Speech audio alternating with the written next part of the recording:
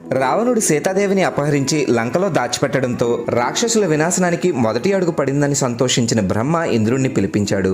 రావణుడి చెరలో అశోకవనంలో ఉన్న సీతాదేవి నిద్రాహారాలు మాని రామనామ జపం మొదలుపెట్టింది. ఆమె ఇలాగే ఉంటే ప్రాణాలతో ఉండదు కాబట్టి శ్రీరాముడు భూమిపై జన్మించిన దేవకార్యం నెరవేరదని భావించిన బ్రహ్మ పాయసాన్ని ఇంద్రుడికిచ్చి సీతాదేవి దగ్గరికి పంపించాడు. నిద్రాదేవిని వెంట పెట్టుకుని అశోకవనానికి వెళ్లిన ఇంద్రుడు రాక్షసులు నిద్రపోయిన వెంటనే ఇంద్రుడు సీతాదేవి ముందు ప్రత్యక్షమై తాను వచ్చిన పనిని సీతాదేవికి వివరించి ఆమెకు దివ్య పాయసాన్ని ఇవ్వబోయాడు.